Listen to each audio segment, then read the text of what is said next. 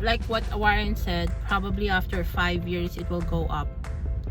So we don't like to have it like double price, because let's say it's 20,000 today, and then probably after 3 to 5 years it will go up to 35, no babe?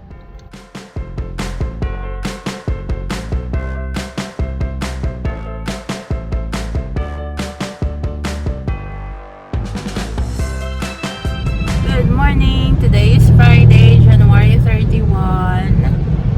Ang aga namin nagising at ang aga namin umalis. It's 7:53 and my appointment will be 8:30. So, sabi ni Mr. it's a bit late, but we'll get through this. Good morning, my love. It's a rainy day today.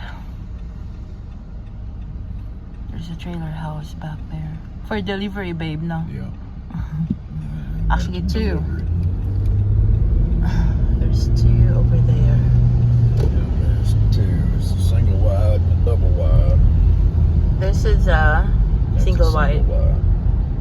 House trailers, offices, no babe? Yeah. Is it a bit cheap rather than buying a house and lot? Not really. It's just the same price, no? It's a little cheaper, but they decrease in value, where a house will increase in value. Well, it's not a smart move to get one. The house trailer comes with the title, kind of like a car, and a house comes with a deed. This is a double wide. Half of a house or half of a trailer. Yeah. There's another one over there. That's the other half.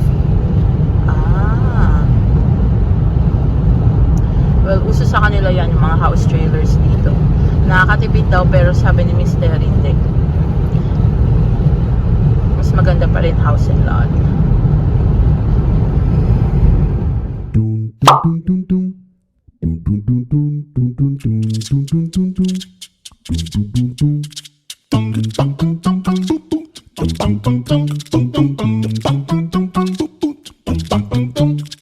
A few moments later. We're done with our dental appointment. Now we're eating here on Zaxby's. Let's eat! We are here in Lowe's. Tapos na namin kumain. And then, malapit lang to sa Zaxby's. But yeah, we're just checking some washer. Just checking the price.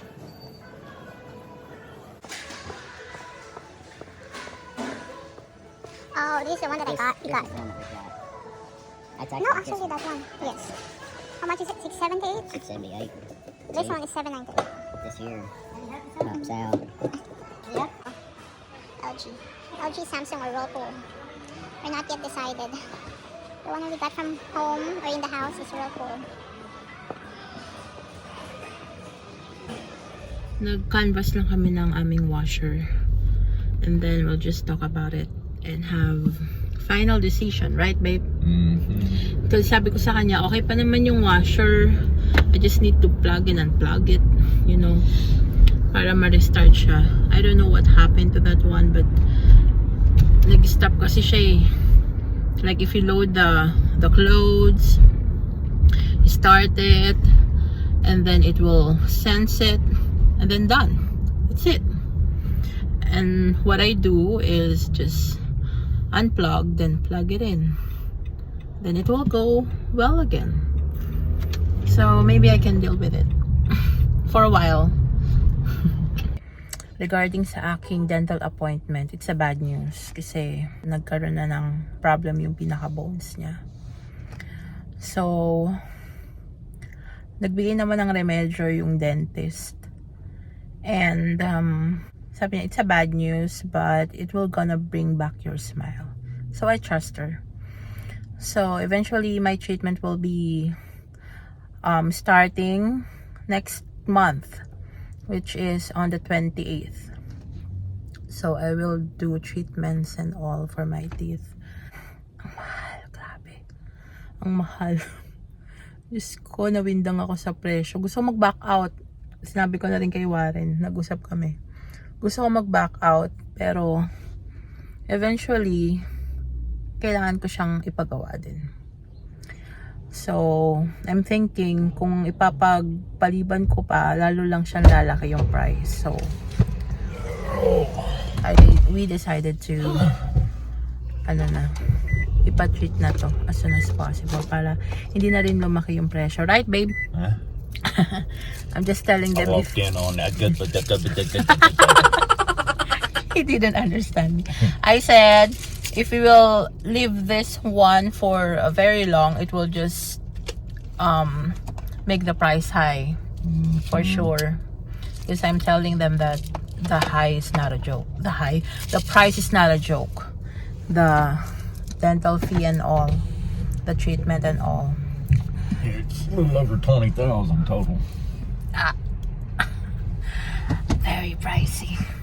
Without So- the insurance, it'd be over 20,000. Yeah, without the insurance. So, thank God may insurance pa rin. It's very helpful. Dito kami ngayon sa TJ Maxx. Mag-unwind lang ako kasi medyo ako na-stress sa presyo. Grabe. But like what Warren said, probably after 5 years it will go up. So, we don't like to have it like double price. Because let's say it's 20,000 today, and then probably after 3 to 5 years it will go up to 35, no babe? 30 to 35 probably. Maybe, depending on what the economy does. Yeah, so it's better to get it done today. But once prices go up, rarely ever do they come down.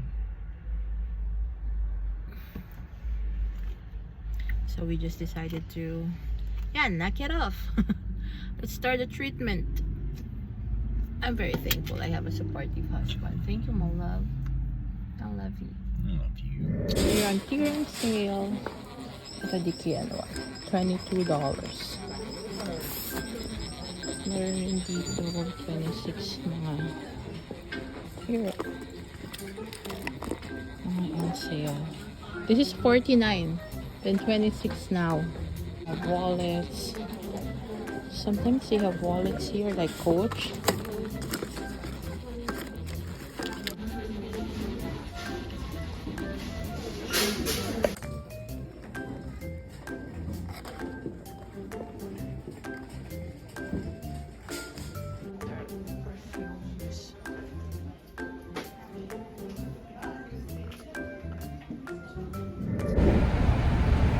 All cameras and shit, they'll get you. They'll get you. And nag-refill siya ng ATM. Mag-isa lang siya. Sabi ni Warren, security na rin siya. And I think he has a weapon. No, Yeah, he's got it. he has a gun. He's got a gun.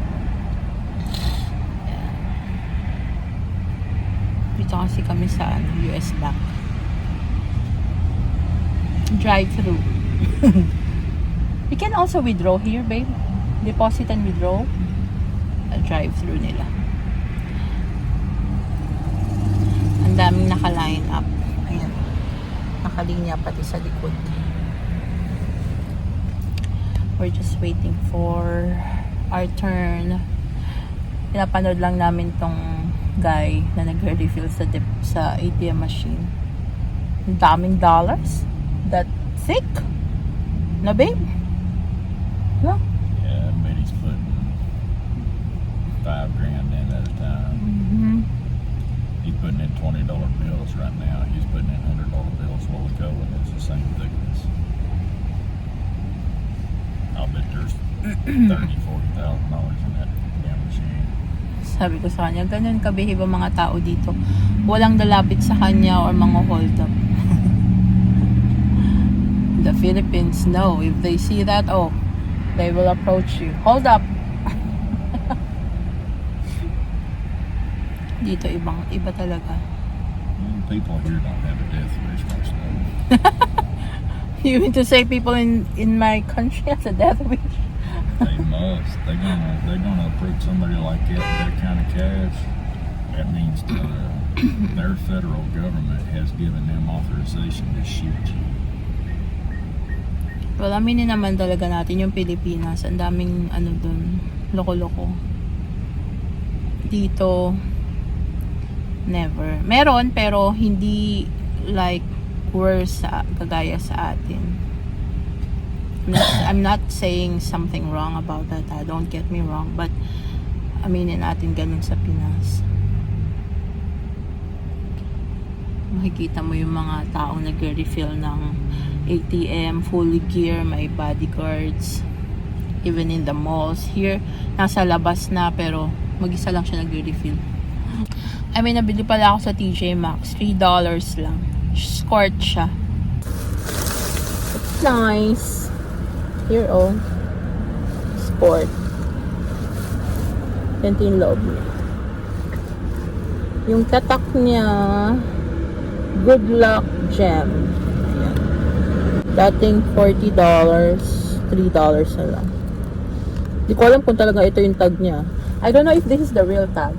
Probably not. Because it's not even I don't know the brand. GLG. Good Luck Gem. No clue. But it's nice. Real nice quality. Ganda. Glad I found it. At magsa-summer na nga. And spring. I will use it. And then pupunta kami ng, kasi katabi nito is Asian store. Punta kami doon, bibili lang ako ng wrapper for lumpiang Shanghai. Meron pa kasi akong lumpiang Shanghai. Wala na akong wrapper, so I'm going to buy probably 2. We're home, finally! Ayan, so kanina nakikita nyo na yung binili ko sa TJ Maxx. So, plastic lang yan. Yung sport. And then, we went to MSK Asian Market. Tabi lang ng bangko. I got 2 spring roll wrapper and chocolate.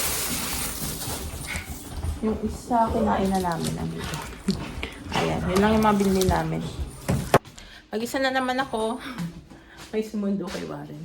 May titingnan lang silang, or siya, na driveway na gusto nilang ipaayos kay Warren. Parang ipapa-clean up lang. It will be just quick. Ibibid niya lang kung magkano, if ever. It's still a sad news for me today na hindi na masasalba yung teeth ko. Pero at least, di ba, we have solution to that. So, I'm just thankful for Dr. Dietz and Aspen Medical. And they're going to be my savior. They are honest of what they're going to do. Kung ano yung kailangan gawin at makakabuti sa'yo. Ayun. We went there 7:45 and then around 8:15 I think, nandun na kami sa clinic. And then we got some papers, my details and all. And then 8:30 on point, nandun na kami sa loob.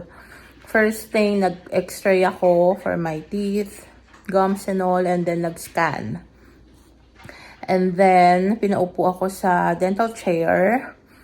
And nandun din yung parang dental technician and assistant nila, which she also did my x-ray and scan. And then, someone came in again, another personnel. She's like an oral hygiene specialist. And then, she will tell you the things na gusto mo, na sinulat ko, which is gusto kong cleaning and all. Tapos, mag-dentures nga sa mga missing tooth. And then, she said, ito yung gagawin, ganyan-ganyan. Ito na yung structure ng ngipin mo. Kasi meron din silang in-scan pang isa. May scanner sila, parang toothbrush. Ang galing nga, ang ganda ng technology nila dito. Para makita ko rin dun sa screen na nasa harap ko. Meron silang maliit na TV dun. And then, yun, after nung oral hygiene specialist, the dentist na, yung doctor. And then, nagkwentuhan, ganyan, ano yung history and all, ano yung gusto mong gawin, yung goal mo na, yun nga, I want to bring back my smile, doc, ganon. And then, she will tell you, na ito na yung status ng ngipin mo, ito yung dapat nating gawin. And then, next personnel is the operations manager, which will tell you kung how much yung magiging treatment, yung mga gagawin sa'yo, and total bill mo, if ever. and kung covered ba to ng insurance and all. Then doon na kami nagulat kasi ang mahal. Oh my God, napakamahal. I didn't expect that treatment and dental fee. Although the dental fee is, all the checkup earlier was covered by the insurance. Pero yung pinaka-treatment na gagawin ng mahal. Glad na covered din yung iba ng insurance kaya napababa pero mahal pa rin. I'm very happy na supportive yung husband ko to me kasi siya lahat yung gastos. Thank you babe. I love you so much.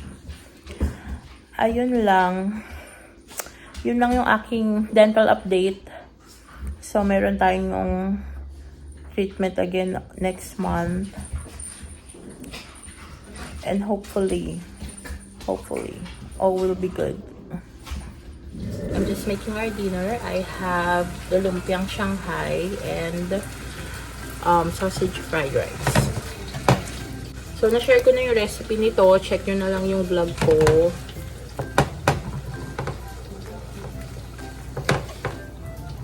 Itatag ko na lang dito. Yan. Click nyo na lang kung gusto nyo sundan yung recipe. Nandyan yung full video. Let's eat! Yes!